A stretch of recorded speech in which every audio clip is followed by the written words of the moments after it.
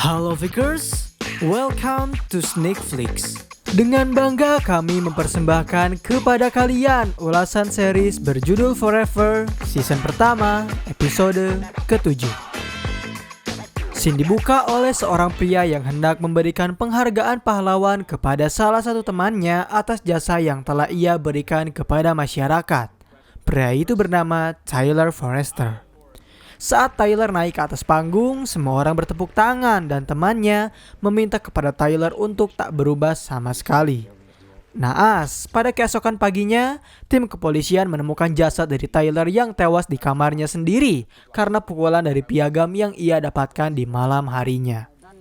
Henry mencoba berasumsi, kemungkinan besar Tyler mengalami COD yang cukup parah. Dihajar dalam berbagai sudut sehingga Henry dapat menemukan kapan Tyler tewas, yaitu pada pukul sekitar 11 siang. Tak hanya itu, mereka juga menemukan fakta bahwa ternyata Tyler berjasa sebagai seorang dokter muda yang mendirikan klinik gratis di daerah rumahnya, sehingga sangat tak mungkin ada orang yang membencinya.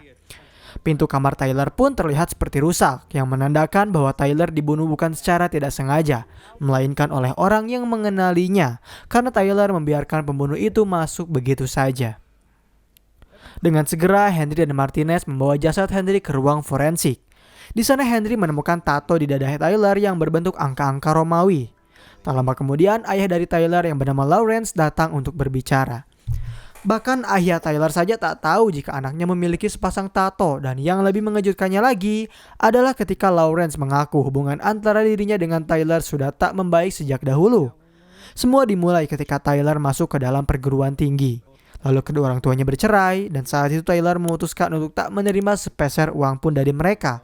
Bahkan kebanyakan penghasilan Tyler disumbangkan ke badan amal. Martinez coba memahami perkataan dari Lawrence. Lalu ia bertanya siapakah orang yang akan bisa bermanfaat untuk mereka ajak berbicara. Lawrence menjawab, besok pagi akan ada upacara peringatan kematiannya. Rekan-rekan dari Tyler pasti akan datang dan salah satu dari mereka bisa polisi coba untuk ajak berbicara. Di satu sisi, Abe yang berada di toko sedang bertransaksi beberapa barang antik dengan seorang anak yang ingin menjual warisan ayahnya.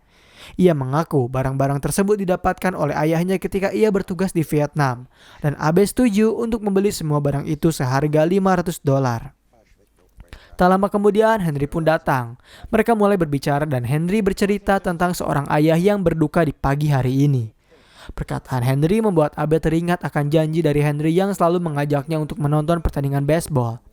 Sebenarnya Henry ingat, tetapi Abe memperingatinya di waktu yang tak tepat karena kini Henry sedang mengurus kasus yang cukup besar. Keesokan harinya terlihat seorang rekan memberikan sepatah dua patah katanya menyanjung bagaimana kebaikan dari Tyler. Henry yang sangat teliti sadar bahwa terdapat beberapa rekan dari Tyler yang menggunakan cincin yang sama, sehingga kecurigaan pun muncul terhadap mereka. Salah satunya adalah pria brewok yang nafasnya terengah-rengah, kulit pucat juga jalan tak beraturan. Saat pria itu keluar dari ruangan, mereka mengajaknya untuk berbicara. Dan pria itu mengaku sebagai Paul. Ia tak ingat kapan terakhir kali bertemu dengan Tyler. Ketika Martinez dan Henry sedang mengajaknya berbicara, tiba-tiba rekan dari Tyler yang lain yaitu Cassandra mendatangi mereka. Ia meminta kepada polisi untuk lebih sedikit sopan di acara peringatan kematian teman mereka. Cassandra bahkan mengaku sebagai pengacara yang niatnya hanya untuk menakut-nakuti Henry dan juga Martinez agar tak menginterogasi rekannya dengan sembarangan. Karena perkataan Cassandra kurang mengenakan, salah satu pria bernama Carter Pilson akhirnya meminta maaf atas apa yang telah dikatakan oleh temannya. Ia siap untuk membantu mereka dalam menyelidiki kasus kematian Tyler. Lalu Carter juga menjelaskan bahwa mereka semua adalah teman satu SMA. Sembari mendengarkan Carter berbicara, Henry melihat salah satu foto kebersamaan mereka semua dan langsung bertanya kepadanya mengenai kejadian 10 Juni 2005. Saat Carter mendengar tanggal tersebut, wajahnya langsung berubah pucat dan menjadi pusat bagi Martinez hingga ia langsung menghentikan pembicaraannya. Rupanya mereka tahu ada sesuatu yang janggal dalam pembunuhan ini. Lalu Henry mengambil cermin, menulis angka Romawi yang menjadi tato bagi Tyler dan membalikannya ke kaca. Jika mereka lihat secara seksama, tato tersebut berarti tanggal yang sama seperti yang tertera pada foto kebersamaan Tyler, yaitu 10 Juni 2005. Mungkin saja Tyler berusaha untuk mengingat momen tersebut. Setelah berbicara dengan mereka semua, Martinez dan Henry bertemu dengan ibu dari Tyler. Di situ, ibu Tyler mencoba berasumsi jika kedekatan antara Tyler dengan Cassandra dinilai jauh lebih dari teman. Dan tanggal tersebut adalah momen ketika Martinez lulus dari sekolahnya. Mereka semua memutuskan untuk pergi berlibur ke Long Island. Namun Tyler berada di sana tak berlangsung lama karena beberapa minggu setelahnya ia kembali ke kota dan disitulah semua perubahan terjadi. Ibunya merasa ada sesuatu yang janggal, terlebih ketika Tyler memutuskan untuk tak lagi menerima uang dari orang tuanya dan mulai mendirikan klinik gratis. Pada malam harinya, ketika Henry tiba di kantor, Lucas menghampirinya untuk memberikan informasi yang ia dapatkan terkait piagam penghargaan tersebut. Dapat dipastikan hampir 95% kandungan piagam itu adalah bensin diesel. Lucas juga berhasil menemukan sehelai rambut yang ia yakini dari hasil DNA adalah milik seorang wanita. Investigasi pun semakin mendapatkan titik terang. Sementara itu, Martinez yang masih bekerja dihampiri oleh letnan yang bertanya terkait kondisi Martinez setelah penembakan di kasus yang sebelumnya. Martinez mengaku ia baik-baik saja, terlebih dirinya pun menembak seorang psikopat mengerikan. Tetapi letnan yang memiliki pengalaman jauh lebih banyak dan paham bagaimana kondisi psikis dirinya, ia lalu bercerita tentang tembakan pertamanya pada seorang kriminal. Letnan menembaknya sebanyak 2 kali hingga tewas, dan setelah penembakan tersebut, semua berjalan dengan baik hingga suatu hari, ketika Letnan sedang mengikat tali sepatunya, ia tiba-tiba teringat akan momen mengerikan tersebut. Yang pasti, pembunuh peran pertamanya pasti akan sangat diingat oleh seorang anggota kepolisian. Tak lama setelah itu, mereka kedatangan Cassandra yang siap untuk memberikan keterangan. Tak hanya Cassandra, mereka juga meminta pernyataan dari Paul maupun Charter. Masing-masing dari pernyataan mereka saling berkaitan satu sama lain, yaitu adanya kecemburuan yang dirasakan oleh Paul terhadap perlakuan Cassandra kepada Tyler. Semua itu Carter yang menyadari, karena ia melihat tingkah pola perilaku teman-temannya yang merasa aneh ketika melihat perlakuan Cassandra yang begitu spesial kepada Tyler saat mereka semua bersamaan berlibur ke Long Island.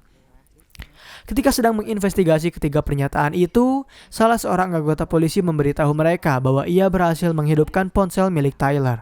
Dan saat mereka memeriksa sebuah video yang berada di dalam ponselnya, ternyata mereka menemukan tersangka saat Paul muncul di video tersebut seperti sedang mengancam Tyler. Lantas mereka langsung bergegas pergi ke kediaman Paul. Sayang sekali setibanya mereka di sana, mereka menemukan Paul telah tak sadarkan diri di sofa miliknya. Henry menduga Paul telah overdosis, lalu ia mencari susu basi dan langsung meminumkannya, hingga beruntung nyawa Paul pun dapat terselamatkan. Setelah Paul kembali tersadar, mereka langsung membawanya ke rumah sakit. Lalu mereka mulai mengorek-ngorek kamar milik Paul dan menemukan sebuah buku yang membawa mereka kepada sebuah alamat, juga sebuah nama dari seorang pria bernama Robert Mitchum. Martinez ternyata masih penasaran dengan bagaimana Henry mengetahui metode penyelamatan terhadap pengidap overdosis. Henry hanya menjawab, semua akan Martinez ketahui jika ia telah hidup lebih lama. Lalu Martinez bertanya kembali mengapa Henry tak menjadi seorang dokter ahli. Henry mengaku ia pernah sebelum akhirnya memutuskan untuk pensiun. Dan pertanyaan dari Martinez membuat Henry kembali flashback teringat akan kejadian ketika ia hendak menonton pertandingan di stadion. Di sana ia melihat pertikaian antara dua orang pria yang berselisih akibat berjudi. Sebenarnya Henry hanya ingin melerai mereka, namun yang Henry dapatkan justru tembakan tepat ke arah bagian perutnya. Lalu Sin bergerak ke kantor polisi. Di sana Martinez mendapatkan informasi dari Reese mengenai sepasang orang tua yang mengaku kehilangan jejak dari anaknya yang bernama Robert Mitchum. Hal yang sama, pihak polisi ketahui bahwa tempat kelahiran Mitchum di Marnoville sejalur dengan kota yang dilewati oleh mereka berempat, yaitu kota Southampton. Martinez juga telah menelusuri kartu kredit milik Paul. Diduga Paul mendatangi pom bensin di sana untuk mengisi bahan bakar tepat sebelum upacara peringatan dimulai. Hal ini semakin mengerucutkan siapa yang bersalah dalam kasus pembunuhan terhadap Tyler. Mereka bergegas pergi ke kota kecil tersebut untuk memeriksa apa yang sebenarnya terjadi.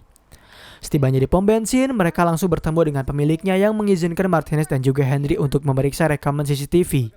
Di sana mereka bisa melihat gerak-gerik dari Paul yang ternyata seperti membuang sebuah tas, dan beruntungnya pemilik pom bensin masih menyimpan tas tersebut.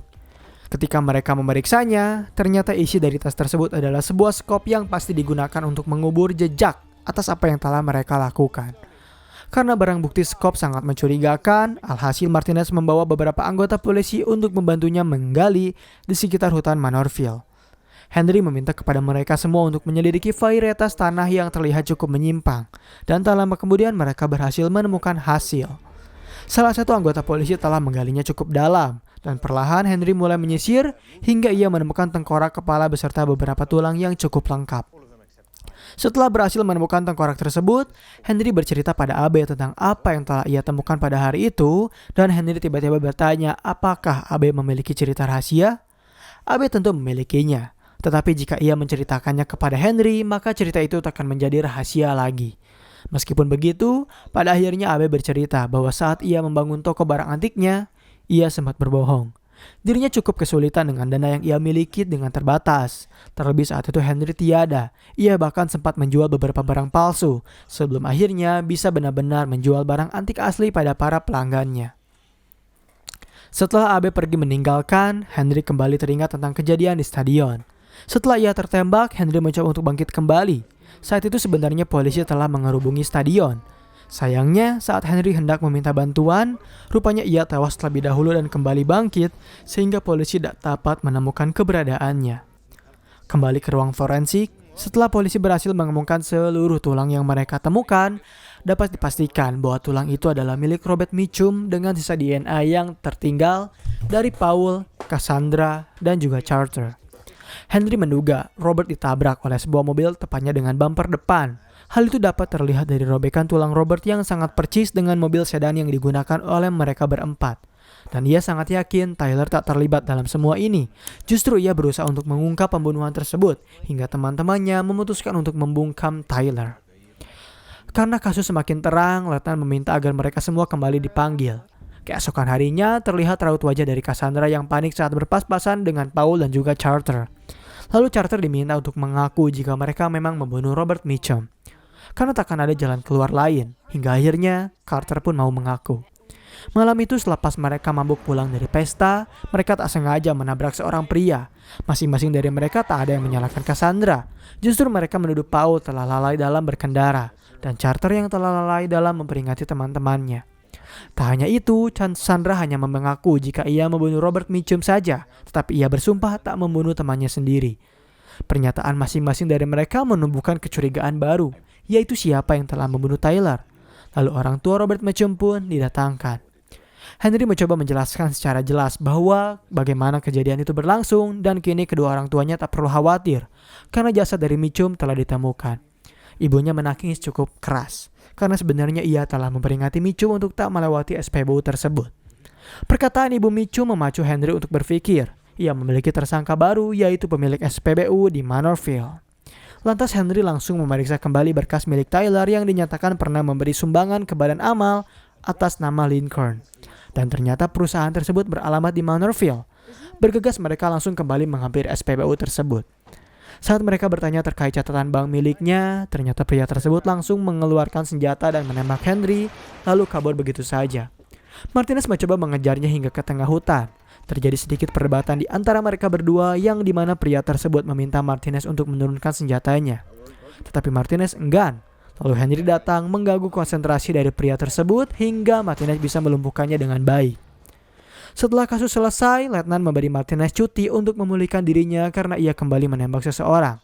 Sementara Henry, ia mendapat sambutan hangat dari AB berupa makanan favoritnya yang sangat autentik. Dan pembahasan mengenai series Forever season pertama episode ke-7 pun berakhir di sini. Bagaimana menurut kalian? Tekan tombol like, komen, dan subscribe untuk mendukung channel kami. Dan sampai berjumpa kembali di episode selanjutnya.